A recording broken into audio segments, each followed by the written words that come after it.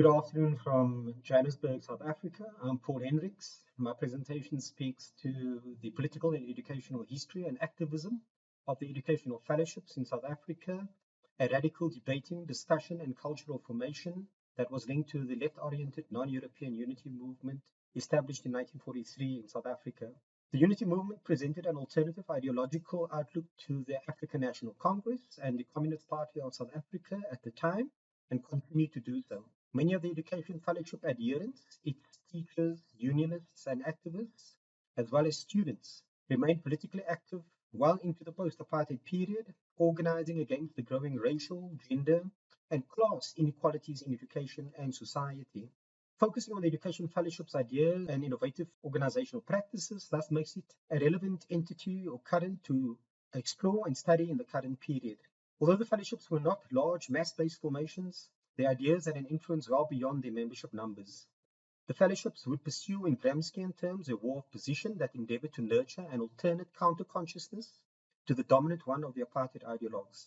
These educational forums sought to nurture a cadre who would not only subvert the apartheid system, but also contribute to the construction of an alternative democratic society. The education fellowships founded in the 1950s took their lead from the left-wing New Era Fellowship, which had its origins in Cape Town in the late 1930s. The forerunner of the 1950s fellowships were the Cape Flats Education Fellowship, CAFEF, and the South Peninsula Education Fellowship, SPEF, formed in 1951 and 54 respectively, in the Western Cape. Fellowships were also established in other parts of the country with mostly the same aim.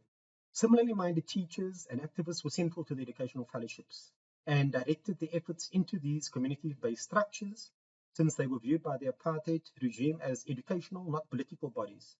This allowed the fellowships to avoid falling foul of the Suppression of Communism Act, which would result in members being banned or arrested.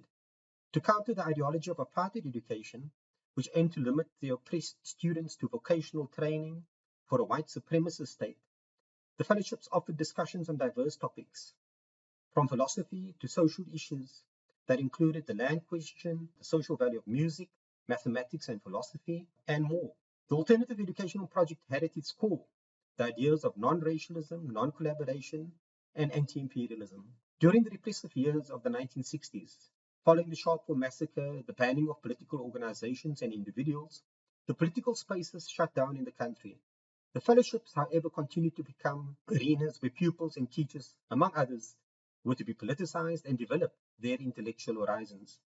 Youth were exposed to alternative politics and activities to broaden their worldview, to see themselves as part of a much broader community, where world and local literature, film, and politics came under the spotlight, and where the dialectic of the local and the global became the norm for regular participants. The effect of these interventions was that by the 1970s, when the repressive machinery of the state had silenced virtually all political opposition in the country, the fellowships still held forth and continued to operate. When the countrywide student revolts of 1976 erupted, fellowship members viewed it as the outcome of work they had been doing for almost 2 decades in schools and in the broader communities. The radical influence of fellowships would further be advanced when the 1980 school boycotts saw students forge links with the rising workers' movement. Having reached their high point by about 1979, the fellowships lost their luster as the 1980s progressed. By then, other avenues within the liberation movement had opened, with many fellowship activists continuing to their ideological work in a range of local, civic, political, and educational structures that were not necessarily unity movement oriented. In these structures, former members of the fellowships maintained the critique of the socio-economic system and sought to continue to cultivate an alternative perspective to the mainstream market-oriented one. This form of resistance these activists carried out well into the post-1994 period, as South Africa introduced neoliberal policies that sharpened inequalities, particularly in education. Teachers who had worked within the fellowships thus continued to argue that in a new South Africa, all children deserve quality education. These teachers and activists were involved in the parent-teacher-student associations, the independent unions, such as the National Union of Public Servants and Allied Workers, where they would continue the mission of the fellowships. The mission would persist into the COVID-19 pandemic period, when organizations such as NUPSO and education activists formed the Progressive Organizations Formation to support under-resourced, socio-economically poor schools. As the educational fellowships had viewed themselves as anti-imperialist and part of the international solidarity movement, they studied and championed struggles for justice across the world. As internationalists, their former adherents continue to support the struggles in Palestine, Sudan, Lebanon, among other struggles worldwide.